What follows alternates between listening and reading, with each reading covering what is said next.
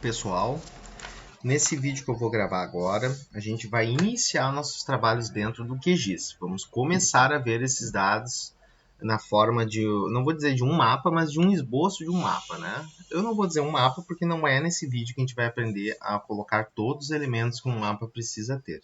Isso vai ficar para um vídeo um pouquinho mais adiante, tá? Mas vamos lá.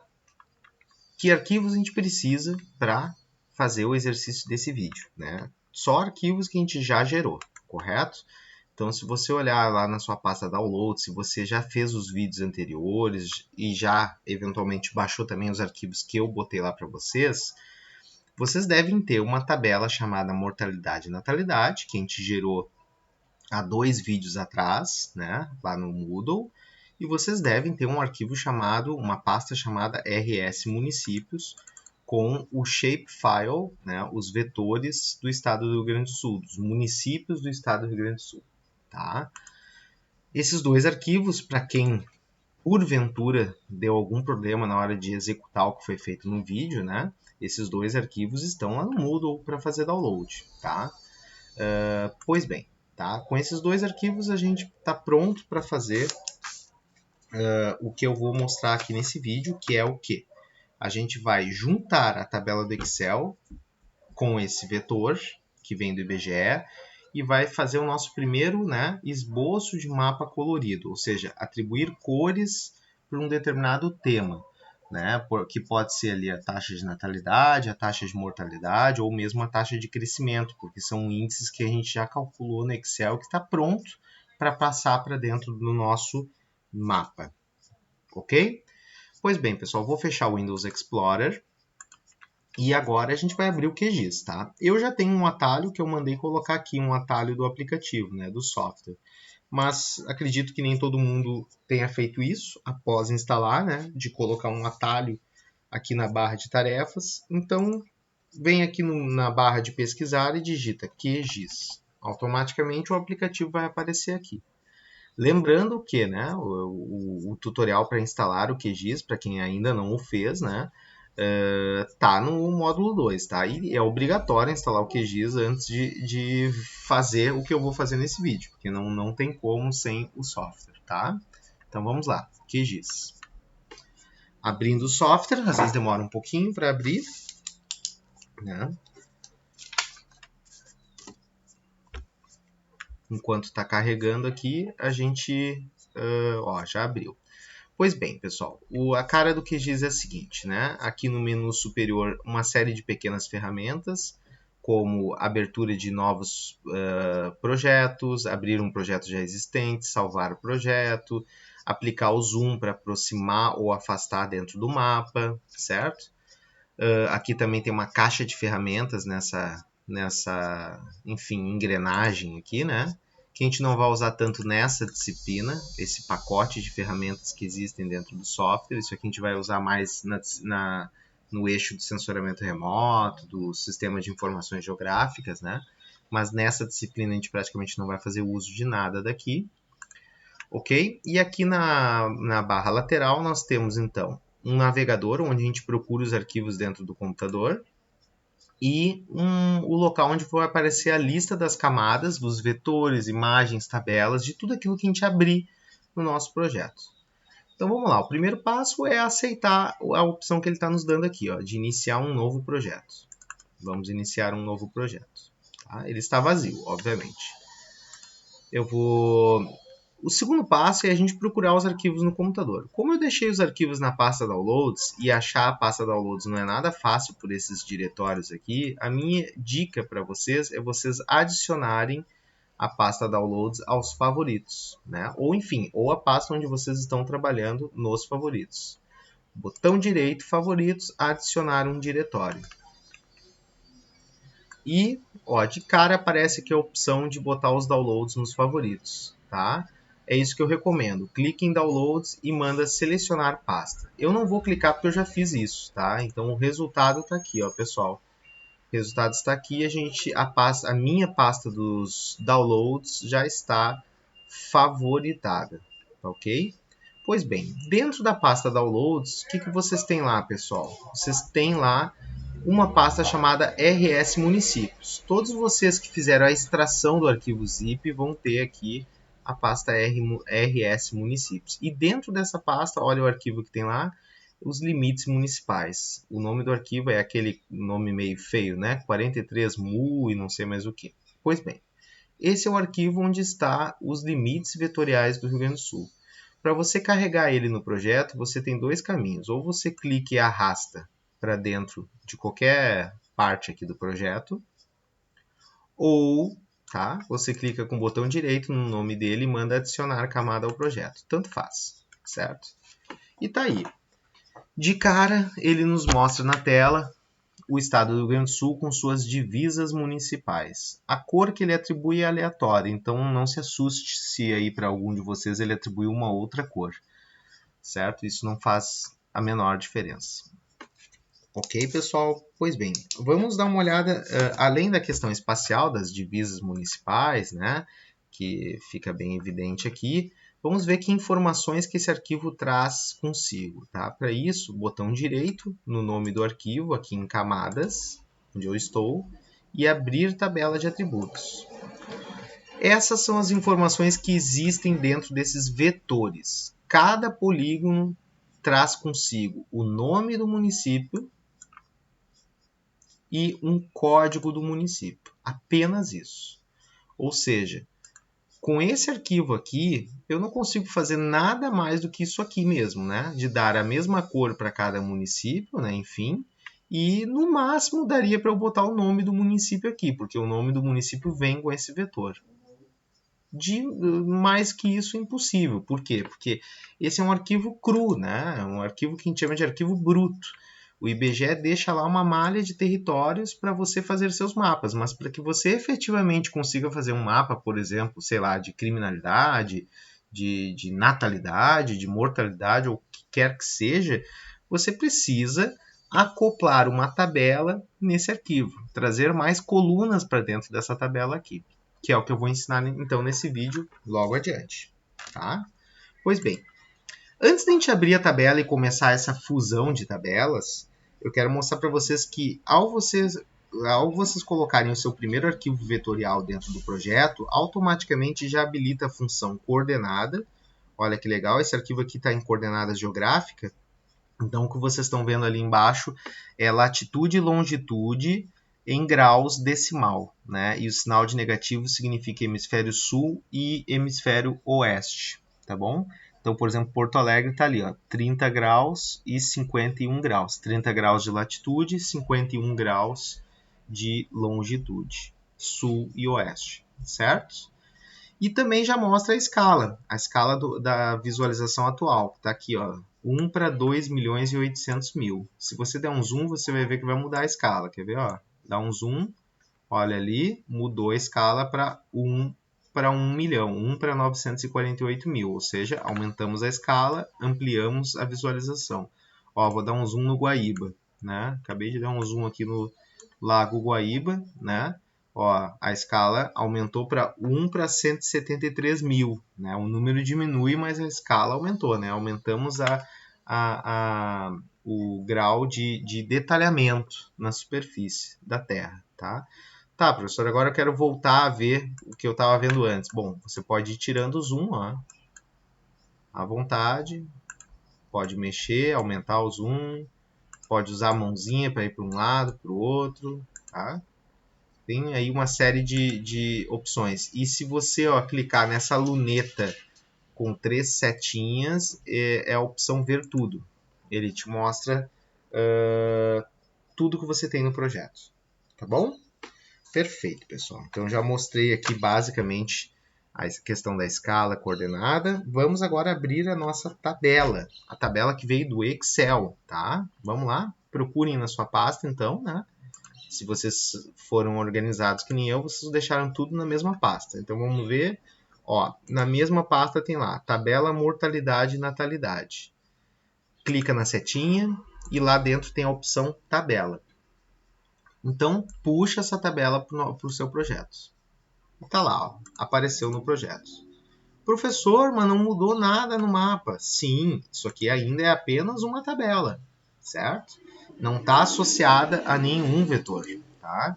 Mas você pode abrir a tabela para ver se ela abriu corretamente dentro do QGIS. Botão direito, abrir tabela de atributos. E tá aí, pessoal, né? Nós oficialmente, então, né, abrimos a tabela do Excel aqui dentro do QGIS, com o código, município, população e todos aqueles índices que a gente calculou num vídeo anterior, tá?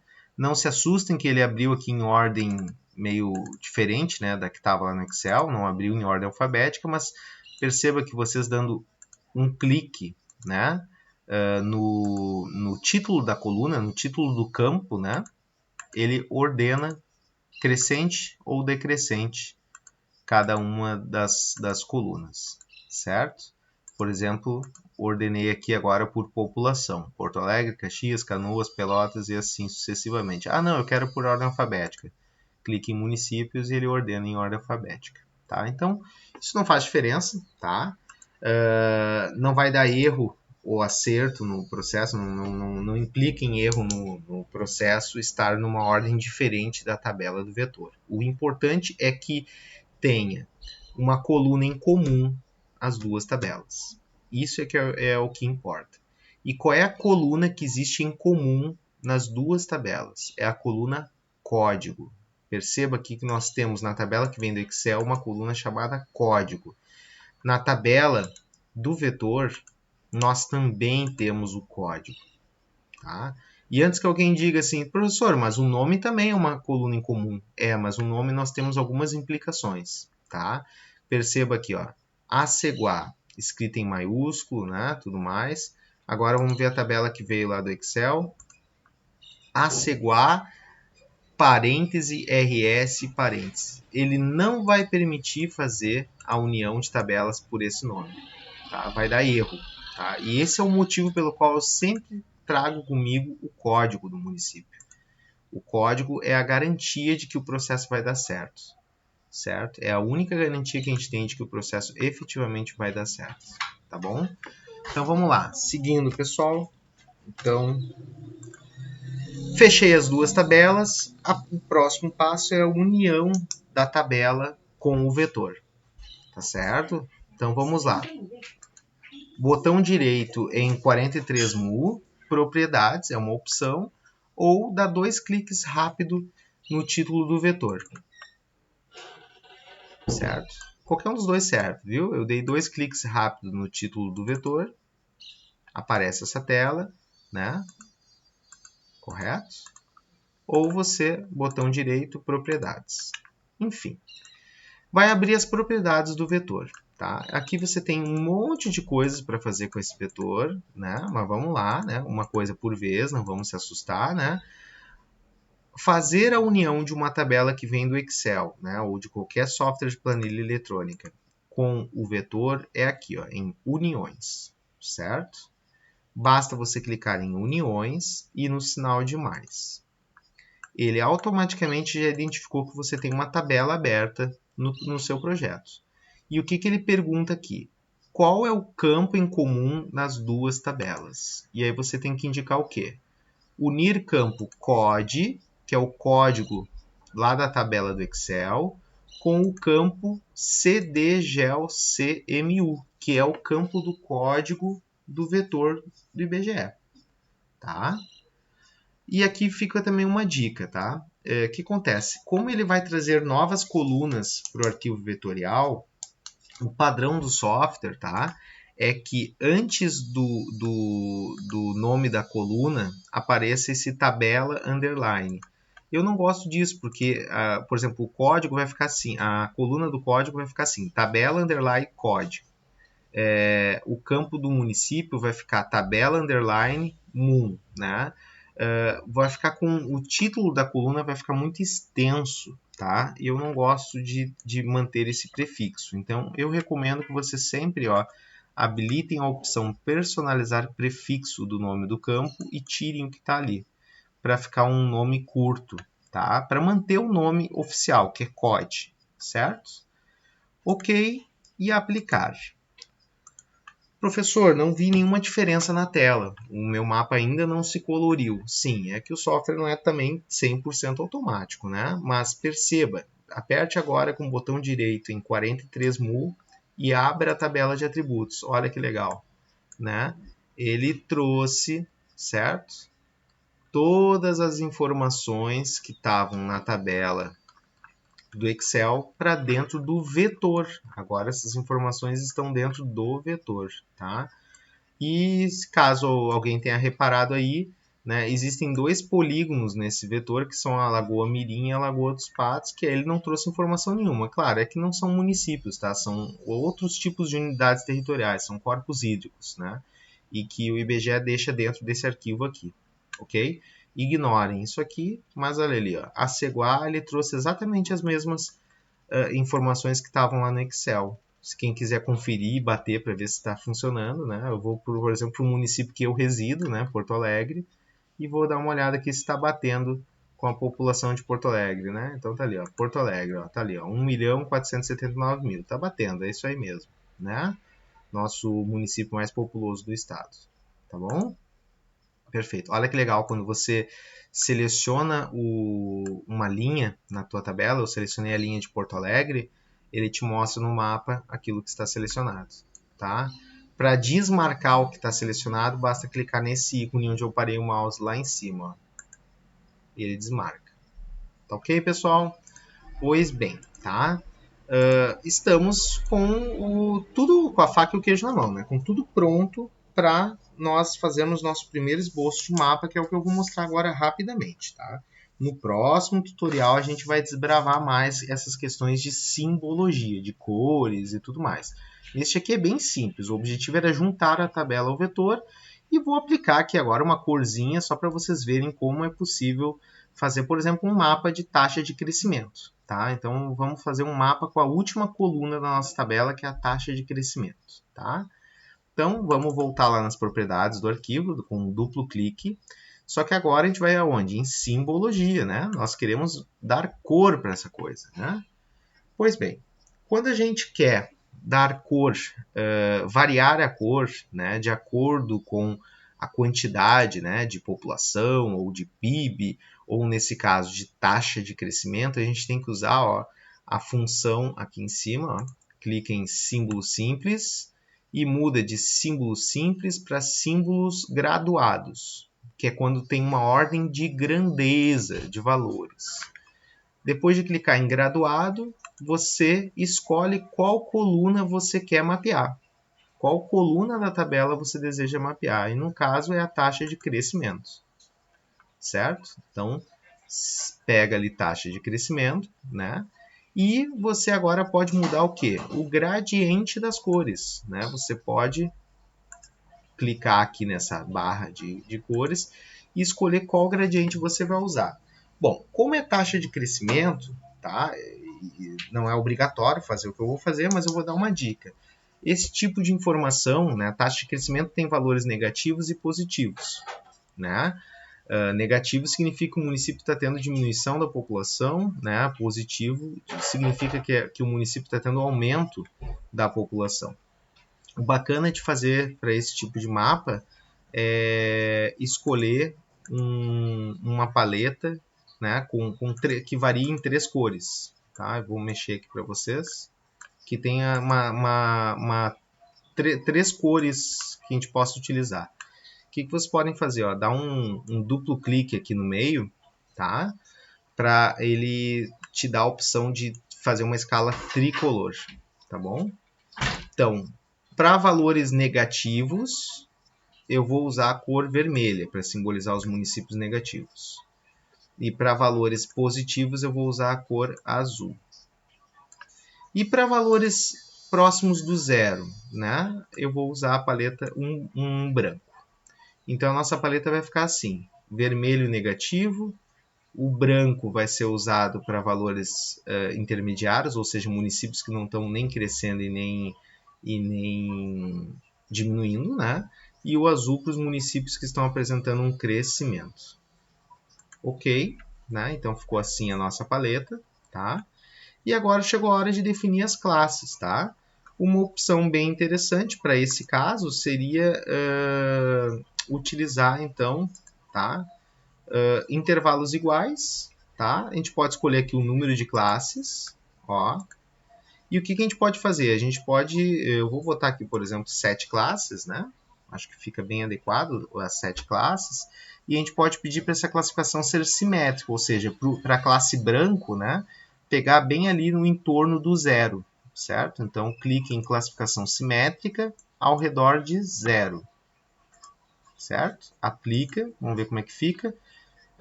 Nesse tipo de classificação, né, simétrica ao redor de zero, o que acontece, ó, pessoal? Na verdade, ele força para 8 classes. E perceba, né? Quanto mais clarinha a cor, mais próximo de zero, ou seja, mais neutro é o município. Não está nem crescendo e nem diminuindo. Certo? Aplica e OK. Olha, nós temos nosso primeiro mapinha colorido, nosso primeiro esboço de mapa colorido. Em azul, municípios que estão apresentando uma taxa de crescimento positiva. E em vermelho, municípios com taxa de crescimento negativa. Vamos dar um zoom aí, né? Nós estamos vendo aqui uma área que fica, eu que já me localizo bem pelo Rio Grande do Sul, que fica ali próximo do Vale do Taquari, por exemplo, com uma porção de municípios com taxa de crescimento negativo. Correto? Vendo o mapa inteiro de novo, aqui também, ó, essa porção noroeste do estado do Rio Grande do Sul também com muitos municípios com taxa de crescimento negativo. Aqui na porção norte também, alguns municípios com taxa de crescimento negativo. Enfim, interessante, né? Geramos nosso primeiro mapa.